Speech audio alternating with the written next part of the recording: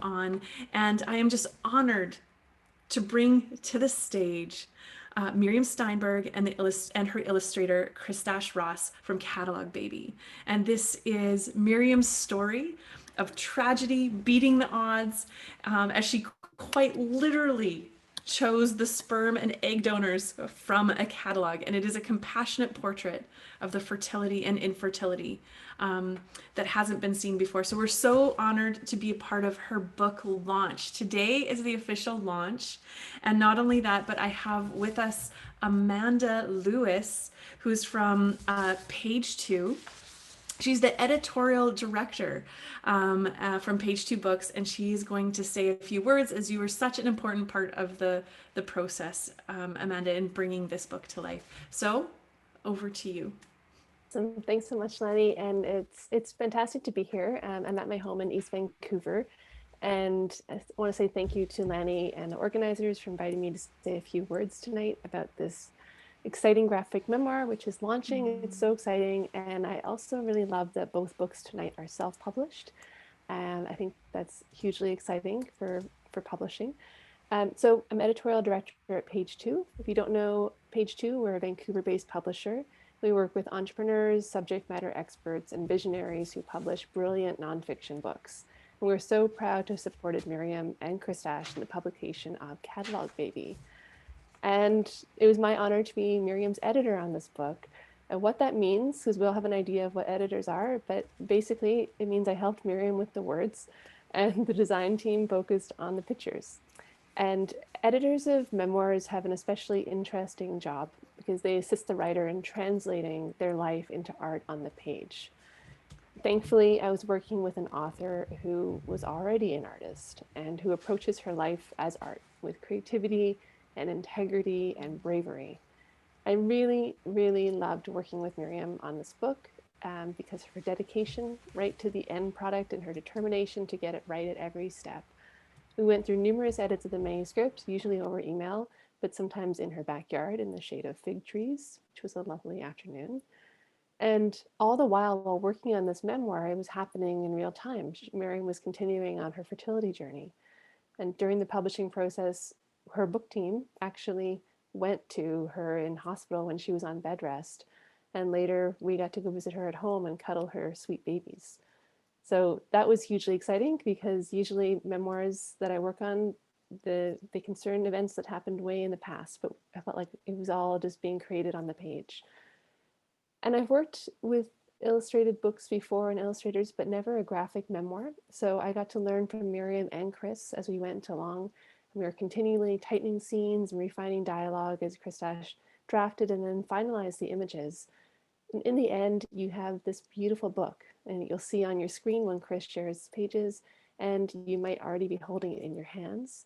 There's so much blood, sweat, and tears, and plenty of other bodily fluids in this book. Early reviews have already started landing, and Publishers Weekly, which is held in very high esteem in publishing, has already said that Catalogue Baby brings a fresh angle to the pregnancy memoir canon. And so it's been a really long road from when we signed the book way back in April 2018, through pregnancy and pandemic, and here we are now, but it has all been worth it. And I'm so excited to see where the road leads for these two extraordinary talents, and of course for Isaac and Abigail. So from all of us at Page Two, we wish Catalogue Baby a very happy journey and a safe landing. Thank you, Amanda. That was just beautiful. You were there for so much of the process. Which it is crazy that you were helping edit a book, like as it was, not only as it was being written, but as the story was happening. Yeah, it was pretty wild, and we had to, change things kind of on the fly. Not things that had happened, but I remember Miriam. I don't know if you remember this day, Miriam, but you came to the office and then you casually mentioned the twins. I was like, "What twins?" Telling me you're pregnant with twins. I didn't even know you were pregnant. Spoiler! Spoiler! Yeah. And of course we were wondering, okay, so what's the ending going to be? Do we add an epilogue? Are you writing a sequel? Like, what are we going to do next? And I Miriam vote was for like, let's sequel. just finish this one. Yeah, we all vote for a sequel. Yeah. Well, thank you so much, Amanda. It's That my was pleasure. wonderful. Thank you, And Lenny. And I'm going to do a little intro about Miriam and Chris so that you all know who they are. So, Miriam Steinberg is currently a writer, but in her past life, she was a visual artist and for 11 years, the founder and producer of the In the House Festival, which brought live performances to people's living rooms and backyards all across East Vancouver.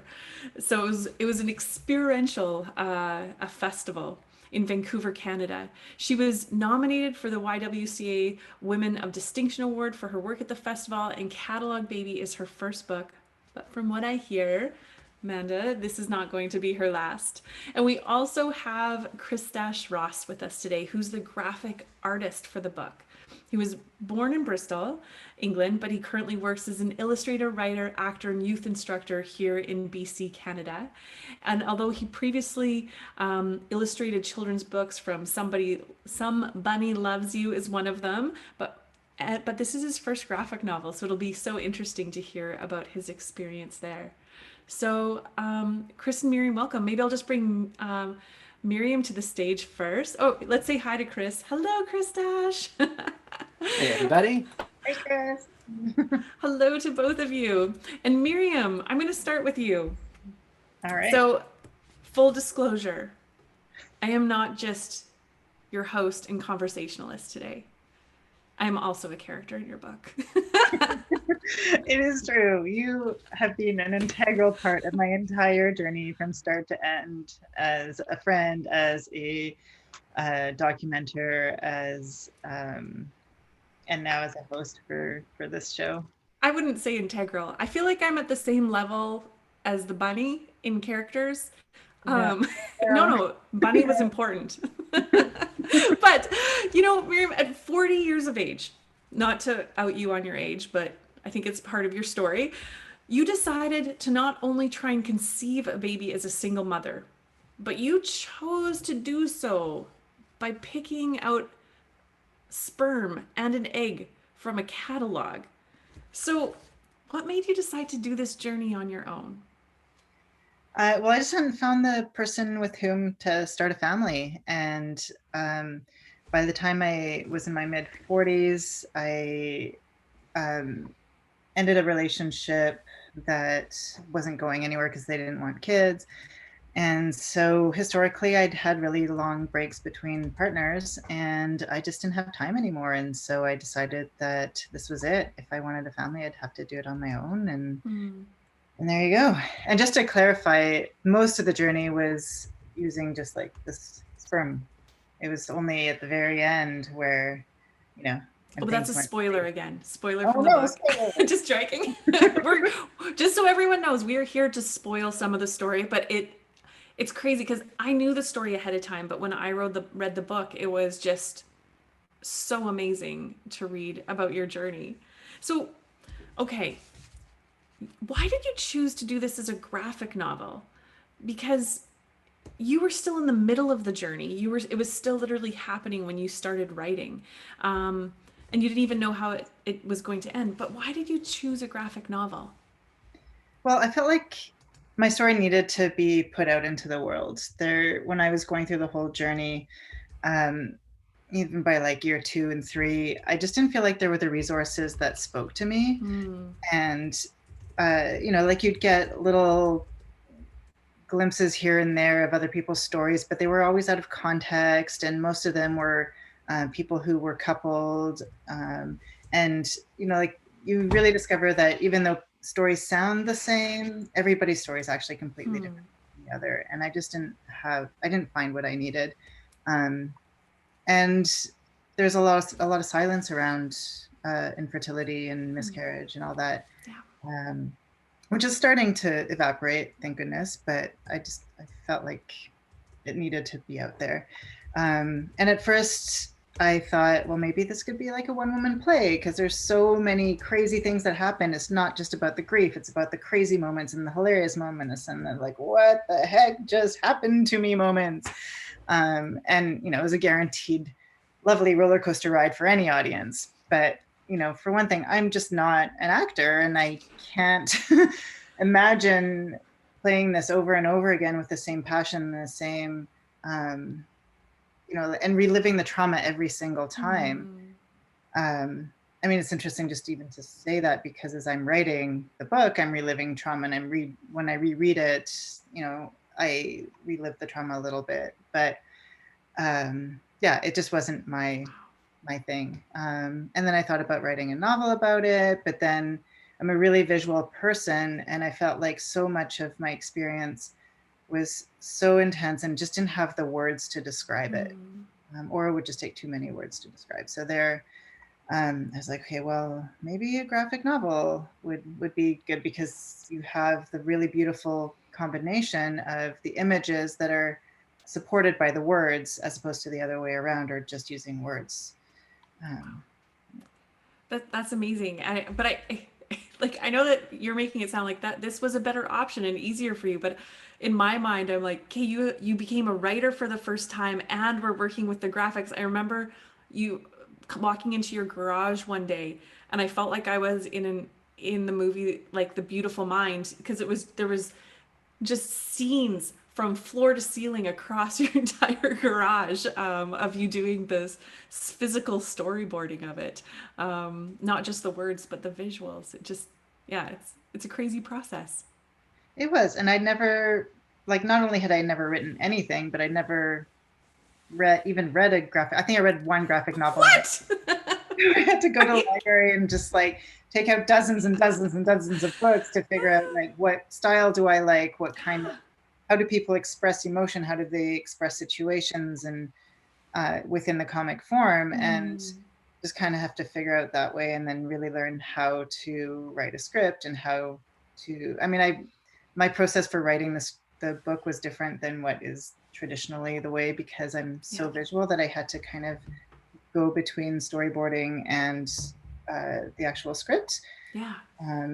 And so I just went back and forth. Whenever I had writer's block, I'd go to the drawing. Whenever I went to the drawing, which are, just have to emphasize, are like really crappy stick figure drawings that I'm very impressed that Chris Dash actually managed to interpret. And then when I got stuck with those, I would go back to the writing. Wow. And so I would love for you to share some of your book with us. I believe you have a reading ready for us. All right. And Miriam's going to share her screen. Normally we have Theo, our wonderful IT fella, sound man, doing it, but okay, and we see a bit too much. Right? Shoot. Yeah. Read it again. This is when I'll play. If I could sing, I would be playing our elevator music while we we get the right screen up. Okay, why isn't it not even? Okay. And I think it's the other screen. Yeah. Perhaps. Okay. It's just gonna. We'll give you one more try, and then we'll call on Theo. Yes. Oh, nailed it. Yeah? Okay. Go for it. You can see things? What am I? It's perfect. All right. So I'm just going to kind of talk through these instead of actually reading the script. That I'll read some script later on. But so this first set of images are kind of like different stages that I went through. This particular one is when I burnt out from the In the House festival that I was organizing. And what I really like about graphic novels is that you can really superimpose and play with emotions and metaphor. And this one it kind of like had all the things about the In the House festival and how I was feeling with the burnout, and what was the fact that I was going to shut it down, and that really it's like an insane endeavor to have done the festival pretty much on my own. And I don't know who's okay. And Theo's in control at the moment. Theo's in control. Okay, we got it. All right. So this one is after one of the things that I had to go through was the termination of a baby, because I found out that they had genetic anomalies. And it's a story that I've really, it was one of the most difficult things to live through. And it was also one of the most difficult things to write, and one of the most difficult things to talk about, because even though I don't regret any of the decision, there's still like a lot of grief and there's a lot of difficulties around it. And I felt really connected to this person that was living inside of me. And so this was actually the day of the termination. Next. And this was the surgery, and just like the whole whirlwind of like me loving the baby, but also going through with it all, and just like the emotion of it, and the physical sensation of the cold and the swirling, and then going down into anesthesia. And yeah. Next. When I was going through the beginning of the process, I almost didn't go through with it, and it felt like this like beast was coming out of my body that's saying no, no, no, no, no, no, no, no. So there's this intellectual and heart battle that was going on at all moments during this process. And the other thing I really love about, this is one of my favorite images of the book, because this one is about a ceremony that I do every single year for all the babies that I lost. And it's the beauty of community and laughter and the acknowledgement and the acceptance of grief and the friendship. I'm here with Lanny. It was the day that Trout Lake froze, and we found a labyrinth in the middle of the lake, and we went out and had a little ceremony. And every year we go back and I write a letter to the babies and light a candle and then burn the letter or drown the letter, as the case may be, because this year it was a monsoon when we went to the lake. Yeah, so this is just like the whole beauty of all the emotions and all the story that just comes together. Wow. And then this image, it comes at the very end of the book, and this was actually going to be one of the very last pages of the book before everybody convinced me that I should actually talk about the fact that I had a successful live birth. I had a really hard time with that ending because I didn't want to be that person that was like, and you too, if you try hard enough, we'll get your babies, because for a lot of people, that's just not the case. And it was almost not the case for me as well, because there were a lot of complications with the pregnancy. But so this brick wall kind of encloses all the grief and all the pain that I endured through the 4.5 years of trying to conceive a baby. And the window that you see is, you know, as you walk past it, you see the grief. And over time, there's more space in between the windows. So you walk and there's this brick wall, and you kind of have built this protection layer, and you can go on with life and not feel sad and not wallow in the despair, so to speak. But every time you see a window, it's like, oh, it's there. And here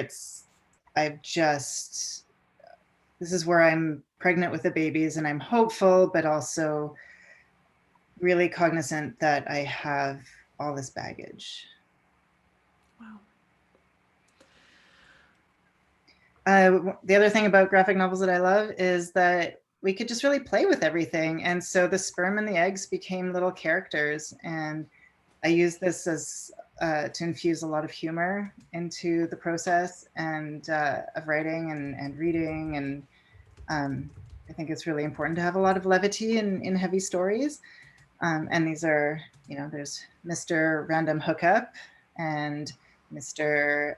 Sperm Bank and Mr. Known Donor. These were my 3 options for how to choose a sperm donor. I ended up going with Sperm Bank, although I did have a bout of going through a couple of known donors. And here, going through IVF later on, it's all done in a petri dish. So the straws are the eggs, and the little vial that you see is the sperm, and then they come together and they have this little dance, and some of them survive, some of them don't. It's another fun way to play with the biology of it all. Yeah, and again, I could juxtapose real life with what was going on inside my body, because I had made the sperm and the eggs characters as well. So I could on one side I have what's going on inside my body, where the egg and sperm are meeting and flirting, and on the other side it's me in real life being like, oh, maybe I'm pregnant, maybe I'm not, I don't know, trying to be hopeful but not too hopeful. And then just another fun panel, and like just the juxtaposition of thought and cartoon, biology, and sitting there, and just like being able to play with it all and just have fun with it. So this is Biological Clock. She was she kicked me in the butt for sure. And whenever I imagined her, I always kind of imagined like a Calamity Jane kind of character, and she didn't take any guff from anybody, and no bullshit kind of character. And she's like, "What are you waiting for?" And so I had her play a whole bunch of different roles throughout the book. I love her cowboy hat. Yeah, and including like one of the things that that happened a lot was that people would try and give advice or give comments to try and make me feel better, but without realizing that they were actually super triggering. So I spent a lot of time kind of navigating those emotions and feeling guilty for feeling so angry and bitter and jealous and being like, this isn't me, this is what's happening here, and trying to like hide these emotions, while inside of me, like on the right hand side, you see Biological Clock just going nuts and like breaking my computer every time that I see somebody posting a pregnancy announcement, or crying her eyes out because somebody is saying, don't give up, my friend is 45 and just had a baby, and I'm like, why? But I don't have her body, like this is no. Yeah, next. Okay, that's it for that reading. Nice. Well, that's the next reading. Thank you. Well, and I'm gonna bring Chris Stash into our conversation now. First of all, Miriam, I just need to acknowledge, like, you just took us through a roller coaster there. Like, that was, oh my gosh. Oh, and we're welcoming Chris and his kitty. Hey, everybody. Hi, I'm Chris. Chris. This is Wally. So good to have both of you. So, Chris, I have a couple of questions for you. And, Sure. As we just saw, this was not just a graphic novel. This was also graphic and a novel. You had to draw vaginas. You had to draw uteruses. You had to draw traumatic moments. Tell us what was it like to be a part of this project with Miriam? Like what the graphic drawings were like? Well, just what it was like to draw all of this. Well, I mean, weird. There was a lot of research. I got out lots of books from the library. I watched a lot of, sort of in utero videos on YouTube and took screenshots. Really? Oh yeah. I have this great book from the 70s called A Child is Born, which has got some really, really graphic pictures in. I don't know, you probably can't even show it on here. Really, really helpful though. So basically just tons and tons of research. You were really helpful, Lanny, because you took photos through a lot of the process. So I would say to Miriam, like, send me as much of Lanny's photos as you can. Yeah, I took a lot of, I hope everyone is okay. We might get even a little bit more graphic from here on in, so I hope you're okay with that. But I took a lot of vagina pictures and petri dish pictures, and like it was crazy for me because then I saw your work, and I felt like I was looking at the photos, but it was different and it was better. Your photos were very, very helpful. The one thing though I notice is, we don't often take photos in sad or depressing times. No. Usually it's the happy times have all the photos and all the sort of excitement, whereas when they're in the depths of the bad stuff going on, no one's gonna say, hey, come on over and take some photos of me, I'm having an awful night. So I had to recreate a lot of the scenes. I'd go over to Miriam's house and I'd say, can you curl up on your bed like you're really sad, and now can you sit on the toilet and put your head in your hands, and retake the photos of the ones we didn't have good shots of. So, and sometimes if I was just working alone myself, I would be posing myself in front of the mirror, or my girlfriend. I'd get her to like, can you just take this pen and pretend you're injecting yourself with this, so I can take a photo of your hands. Yeah, a lot Oh of my reference basically. I have a folder of reference that I just looked at, and it's about 8,000 images I've got that I collected over the course of this thing, and they're all sort of categorized by people and location. And I have a Lanny folder full of references of you. Yeah. Well, I think I had a very good compliment to your work the other day. Miriam told me that she had a page of her book open with me on it, and her kids recognized it. They're just tiny children. They're like, Lanny. Oh, that's great to hear. Wow. Isn't that neat? Yeah. They're just tiny. So I'd love to see some of your process. I know that you're kind of Yeah. prepared to show us a little bit. I'd love Yeah. to see, how did you, I will share with a few things. amazing. I'm so excited. All right. You'll see this blank screen right here? We see a blank screen. Okay, I wanted to just take you super quick. I know I've only got like a few minutes here, so Yeah, I'll we're just take you good. as fast as I can through this, through some of the slides I pulled up. So the thing I was thinking about today is how, like, today is the sort of launch day, so it's everyone's first experience with the book, and today for me it's kind of like the end of the road after having been living this for the last 3 years. So it started in 2018, where Miriam and I had our first meeting, and she told me the whole this whole story, and we set to work. She was writing during this time, and I was just figuring out what her character would look like, collecting reference of all her friends, and just doing some initial sketches and things. And then when the manuscript was finished in August of 2018, and then for the next 4 or 5 months, I did a thumbnailing of the whole book. So I took Miriam's writing, all her stick figures that she was talking about earlier, and thumbnailed the whole book, and that took about 4 or 5 months. What And does after a the what does a thumbnail mean? Okay, I will show you all later. Yeah, I'll Okay. explain it later. But Okay, good. basically, it's scratchy preparatory drawings that help figure out the composition, where things are going to be before you dive in and fully draw it.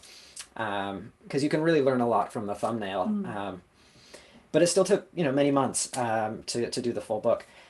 And then after that, we kind of redid the character a little bit, tweaked the character design, and then in early 2019 is when we really started drawing, and that took just over a year and a little bit to draw the 250 some pages of the book. Then at the end, there's some little fixes, refinements, tweaks on some things. You have to go back to your very first drawing and kind of fix it up. And then we designed the cover, and we finished in July 2020. And then there's been this sort of dead period now between then and now. And now it's now it's today, and we're able to actually share it with the world, which is super exciting. So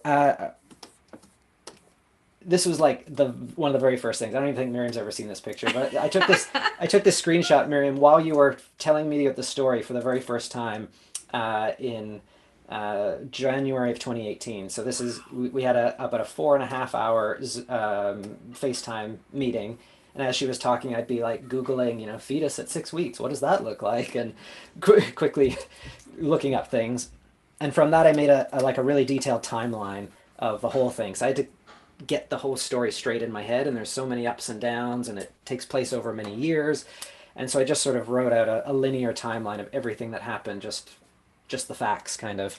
So that was sort of the very first step.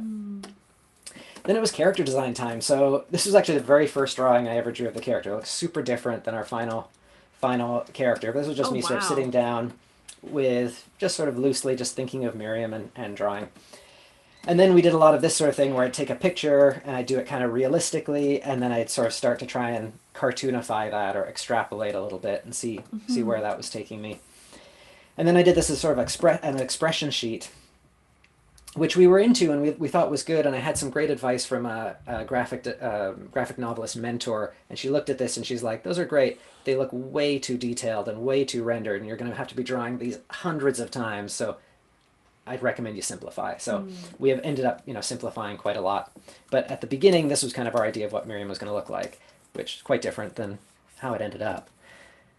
And then I did some side characters. So here's like with you, Lanny. I would do like this. I just took all these pictures and I did a bunch of 1 minute drawings of you and quick little sketches of you for pictures I yoinked from your Facebook, So and made cute. little notes. You know, like you've got expressive hands and weird shoes and stuff like that. So when I was drawing you later in the book, I'd go back to these lists and be like, oh, you know, make sure, you know, maybe Lenny turns her toes in a little bit, so I'll have her standing with those toes in just a bit or something. And so yeah, we designed the bunny, and we worked on the biological clock. Miriam's parents over here. So yeah, so I did a lot of those sort of side character sketches. So this is when we're talking about thumbnails. This is what thumbnails look like. So this was the very first thumbnail I drew, was this one here. And they're rough and quick, and they just kind of get everything in the right place. And this is one of the last ones I drew. So you see how over the time I started to get a bit of a style of how to kind of draw Miriam quickly. It's not the final style, but it started to sort of find its way. And I'll just show you the finals of those paint pictures so you can kind of see how the thumbnail That's so neat. yeah, how it informs the final. And so yeah, so that takes a long time. And the thing that's so frustrating about it is, as an artist, I love drawing pretty beautiful things, and for 5 months you just have to draw these these really scratchy, ugly pictures, and never make anything finished. So but it's very helpful to do. Then after that, we made a font for the whole book. So I used my handwriting. So I had to go through the letters of of the alphabet and draw each letter. That's your handwriting? It's Yeah, so so neat. I'm so jealous. it takes a while. Definitely, this is not first shot, but then you can allows you to take in your handwriting. Anyway, Oh my God, I need this. so this, you know, it was kind of cool because then it was a original font that we created for the book. So that was kind of fun. And then we went back and redesigned the character. So after doing the thumbnails for 5 months, I had a bit of a sense of kind of how the character was going. And then I did this drawing here. Oops. And this one kind of set me on the course for how the character would be designed for the rest of the book. So I did this drawing, and then we turned it into, I made this little turnaround here. So you can see, oops, is this working? Come on now. I don't know why it's not playing. It's not letting me do it. Okay, but we can see her whole Yeah, you her can whole see body it. turn. Hold on, sorry. All this tech is going crazy on me. Crazy. You know what? It's so interesting. There it because is. Oh, there we go. Sorry. Okay, so, but yeah, we just wanted to see her from all the different angles. So I made this turnaround here. And so that anytime I needed to know what does she look like from the back or the side, we could do that. There's a little quick page stages here I wanted to show you. So this is our thumbnail as it starts out. And then it transitions into the ink drawing. There's another stage in between, which is a pencil drawing, but this is the final ink. And then the flat colors of the final page over there. Yeah. Funny And story. then the last thing, oh, go ahead. Oh, I was just gonna say that dress I'm wearing in that picture. I think I basically wore it for Miriam's entire fertility process. I just gave it to her, so now she's the one wearing nice. that dress. So anyway, yeah. And then this I want to show you because this was our sample page we did way back in 2018. This was the very first page we ever did, so we didn't really have the full character design. And then this is coming back and tweaking that sample page to kind of match the rest of the book, so you can kind of see how the character changed over the course of the drawing. We sort of simplified the face, even the design of like the balloons. Initially, I was really thinking of the tails being like sperms and kind of having this curly sperm thing going on. Nice. And then we nixed that and kept them a little spermy, but not quite as obviously a sperm. And so yeah, other little changes, you know, the fonts changed and stuff like that. But just yeah, so this is the very first page we did, and then how it looked in the final book. And that's that basically. Yeah. Oh my gosh, Chris, that is so amazing. We can tell that you're a teacher as well, because that was just so neat to go through and see the stages. Okay, I'm going to bring Miriam back. Miriam, come back to us. Um, and because I want to ask you, what was it like to be drawn by Chris? Lanny, how is it like to be drawn by Chris? Oh God. It was interesting because it was I know the final character I really quite loved. But even from the very beginning, I'm like, oh, that was so cool. Seeing the very first sketches that he did of me, even though it has like absolutely nothing to do with the final one. And then as it evolved, it just felt more and more like it was getting closer to me. Um, but it was neat. It was hard sometimes because um, it makes you relate to the book more and more as it's being drawn. And so I become both part of the creation process and a reader. And also it throws me back to those moments. And the more that the character solidified, the more it became real. Wow. How about you? What was me? Well, it's interesting because Chris, you don't draw me how I take selfies of myself. You don't use the same filters, like, but it's just me, which is actually a really neat process to kind of let go of how I think I look, to see myself through no, but to see myself kind of through the eyes of other people, because you had so many photos and videos of us, and just to see the character and the traits that you chose. And yeah, it was a neat process. Also, we have a lot of people typing in just saying like how neat it is to see the whole process. Chris, one person is asking, did you draw digitally on a tablet, or how did you do Yeah, it?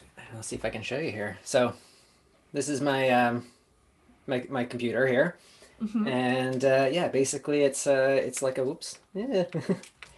it's a I'm trying to hold my camera and do it, but yeah, I love basically that. it's like it's just like drawing on a screen, kind of like on an iPad or something, but a giganto iPad. But it's very much like drawing. Like it's when I set it up, it's exactly how I would draw, not Okay. on a computer. Like I start with a pencil sketch and I move over to ink lines, and everything is kind of replicating the traditional way of Yeah. drawing. But then you can undo things and you can change things. You can make a head just a bit bigger without redrawing it or whatever. You can do a lot digitally that you can't do by hand. So very, very helpful to do it Oh, digitally. But I wanted to have a hand drawn feel. So definitely having a tablet that you can draw with your arm helps the lines feel natural. that's so neat. And another question that Margot is asking is, how did you two find each other? Like, Miriam, how did you pick Kristash? Like, how did you find him to do this work? So Chris Tesh and I know each other actually from the In the House festival, and he Ah, performed in it Yeah. a lot as a clown, as a character actor, as an actor for haunted houses, for my thriller, for just like his clown turns that he would do for cabarets. Um, and then one day he started posting his illustrations that he was doing, and he was posting them on Facebook. And there was one in particular of a set of balloons that showed a whole bunch of emotions. And I was like, somehow that just was like, that is exactly uh, what I want and the kind of feel that I want. And so I approached him and asked him if he was into it. Um, And I tried to talk her out of picking me for the first conversation because I was like, this emotion balloon thing. There's a bunch of balloons that don't have bodies or like they're just expressions. They're not directly related to people.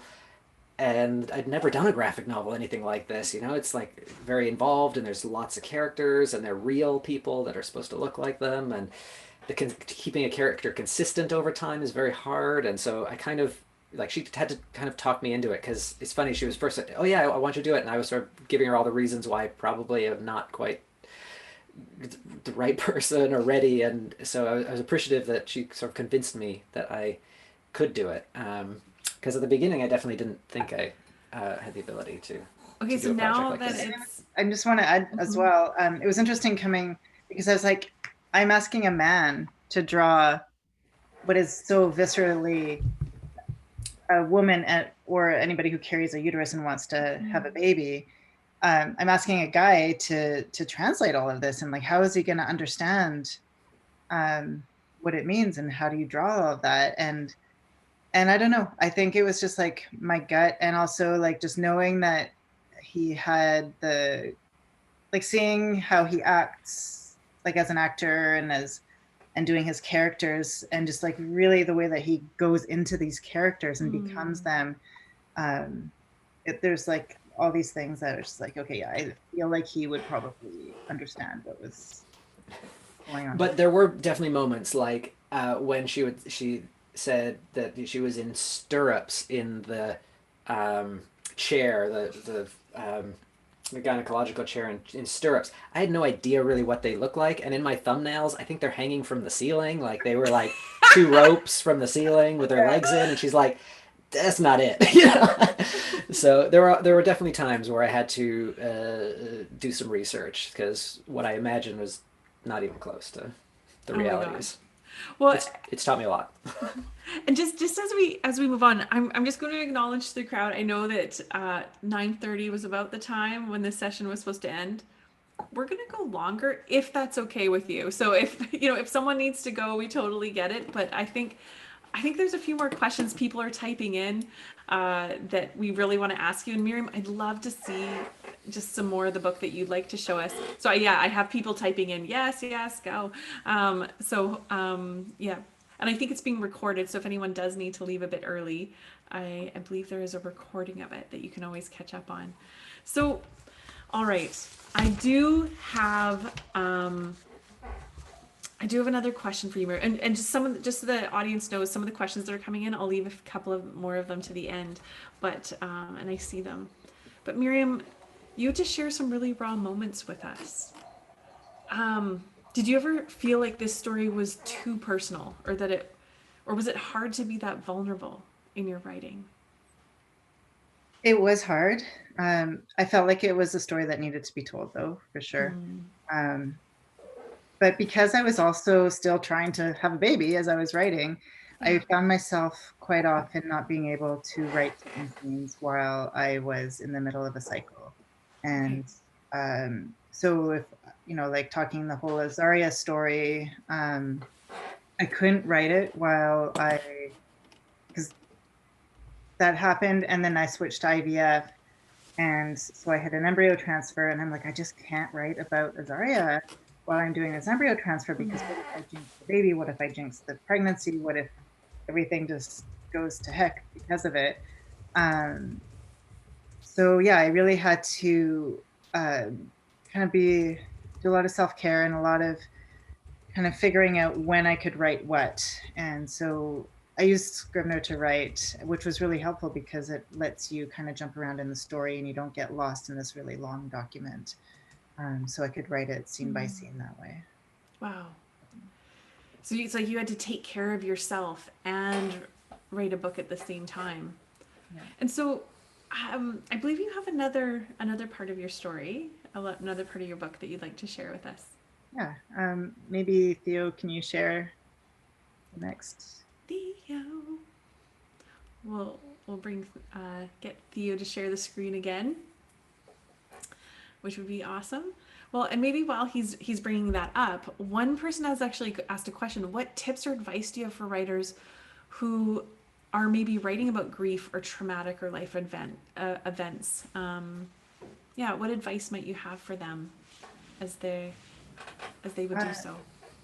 I would say take care of yourself, take it slow, only write, don't be scared to write it in chunks, and don't be scared to write the middle at the beginning and the beginning at the end, and just kind of like really jumble it up and kind of break the story up and write it in ways that feel good to you and that will help you kind of negotiate the whole thing.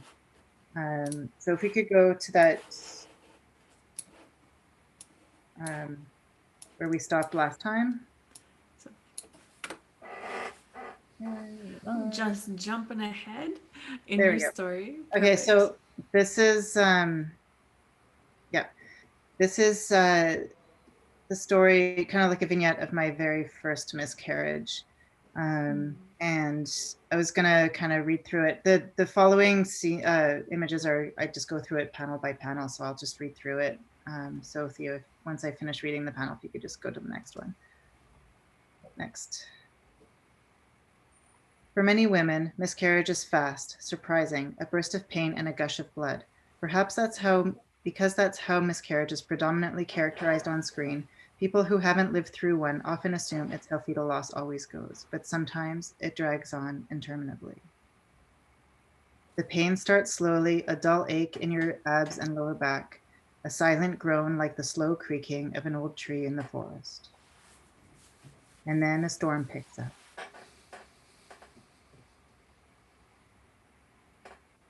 And just when you think you can catch your breath,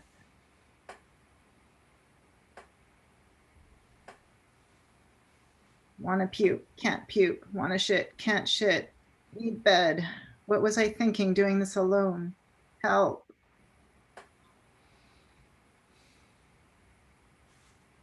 I delayed going to the hospital for as long as I could because I didn't want to be writhing in agony in a stark, turbulent waiting room for hours on end.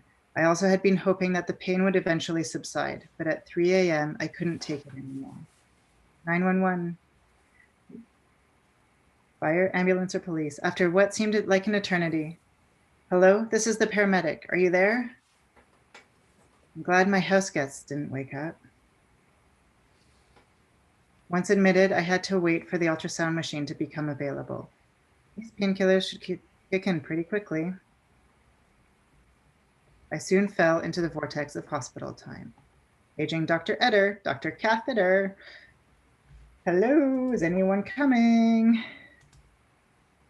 Time for your ultrasound. I'll be your chauffeur for the evening. Finally. So, I'm not allowed to say anything. I'm just a tech. The doctor needs to review the images and then talk to you about what they find. When the doctor showed up hours later, he announced there was no more baby. My uterus was empty. I'm not sure how I found the strength to call Johanna to pick me up from the hospital, nor how I managed to wait for her on a busy downtown street without disintegrating. I was numb, trembling, crying in shock, and experiencing a quality of sadness that I'd never thought possible. I have to go to work, but Maya said you could go to her place and hang out and do what you need to do if you want.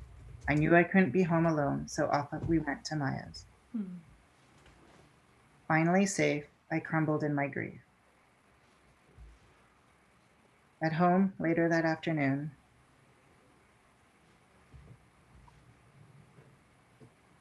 wait, what was that? I didn't mean to flush. Why did I flush? No one ever told me that this can happen, and it does, often. I was now one of the countless women who have not only endured the physical loss of their baby, but have also then been faced with the confusion, humiliation, shame, horror, and despair that the child they so wanted is now floating in a toilet bowl, either to be fished out, to be dealt with some other way, e.g. burial or medical autopsy, or flushed. It would take all my courage, strength, fortitude, and willpower to move through and past that realization and go on with my life. I never did find out if I was right about the baby being a girl.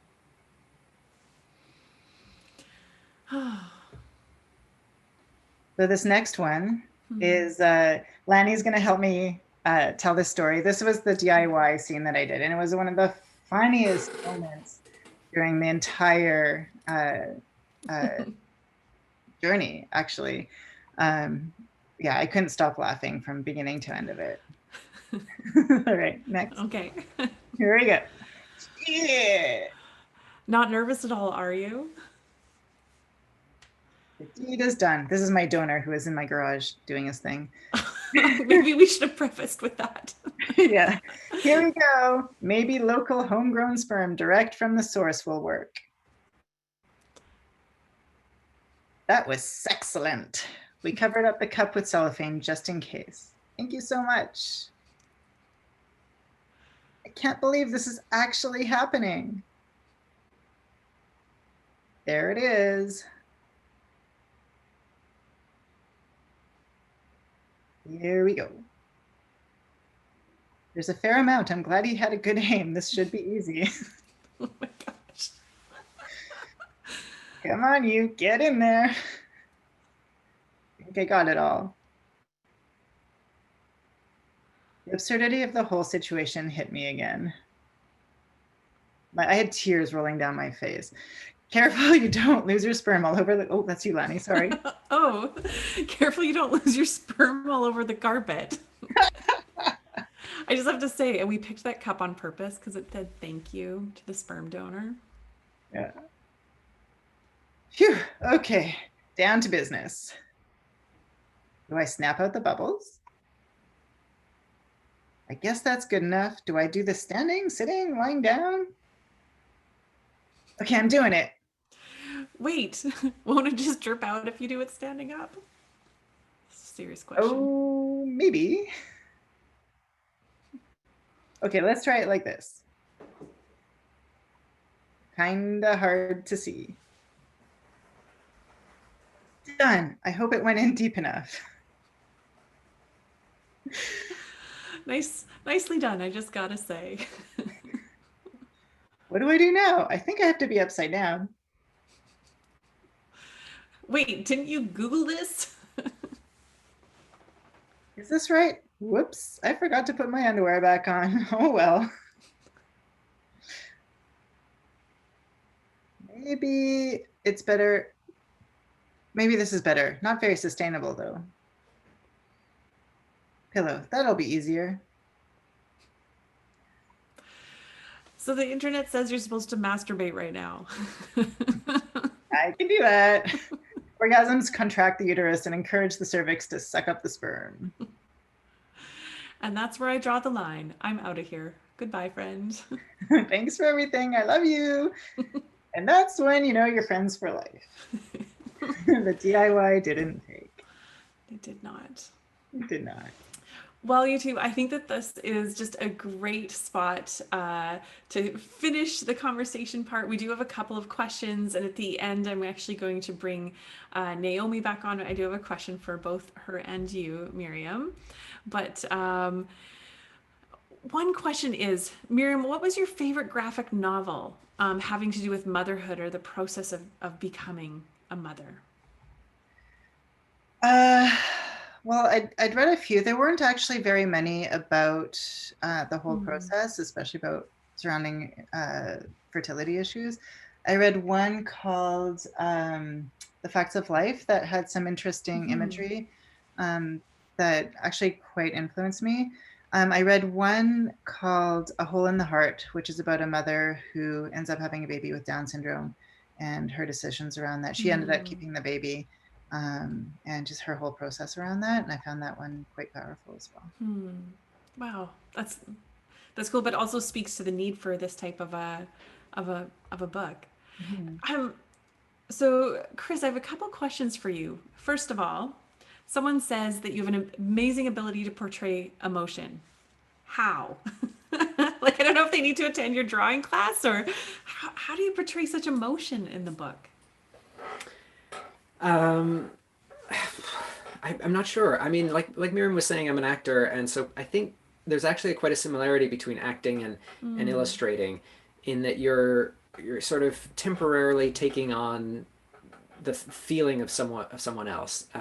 So anytime I was drawing a character, no matter if they're a side character or a main character, I would try to you try to feel what they're feeling, and I'd stand up and act it out myself. And I also find if you're drawing an expression, I would be making that expression that I'm drawing quite often, just without thinking about it.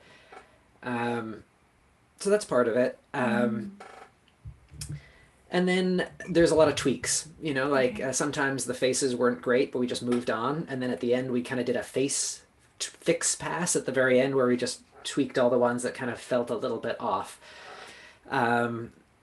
So it's amazing with emotion if you just add a little bit of an eyelid or a little bit of an eyebrow change, and it changes the whole expression. So I don't really know. I mean, a lot of it is in the story because we're projecting, what's happening in the story onto and then some of it's getting the pose right as well too, of just sort of acting with a whole body. Because I didn't want it to be just talking heads, faces back and forth. You want to sort of have lots of how the whole body shows emotions, the way you're standing and the way your hands are super expressive as well. So I was often thinking about how is the emotion in the hands. Well, and one practical technical question. Someone's asking, how did you do the layout? Was that an InDesign? I did everything in Photoshop. Okay. Yeah, Cool. so I basically every 2-page spread was just one file in Photoshop, so I could see it as 2 pages together because it's useful to see a book sort of as you would read the book, so you're seeing the whole 2 pages as they sit together. Yeah. And so the first thing I did was put just the boxes down. And it's amazing how much time, if you spend 5 minutes per page on 250 pages, right? It's like 1,000 minutes or whatever, or my math's not that great, but it's a lot of minutes. It's like, I think it was all of the Lord of the Rings trilogy just putting the boxes in because it's a bit brainless. So I had all the boxes laid out and then I laid out all the text. So all you have is just blank boxes with text in them. And that helps just to give you a sense of how much space is there for a drawing because the text has to be there, the boxes have to be there, and then you work around it. So it's a little bit like a puzzle. You kind of have to figure out how things fit together. That's really neat. Well, and Miriam, I feel like as we're closing, we do have one question for you, and I think that then you have a last picture or something to show us about maybe your children. But someone says they're curious about the decision to end the book with the birth of the twins. Did you consider ending it ambiguously? Just kind of that implying that not every journey ends that way. How was that decision made? Yeah, that was actually how I was originally going to end the book, was to not talk about the fact that I actually did give birth to the twins. Yeah, I didn't want to be that person who's like, and you too, I think I mentioned that at the beginning. If you too, if you try hard enough, we'll have your babies. Because it's not true for everybody. It's not.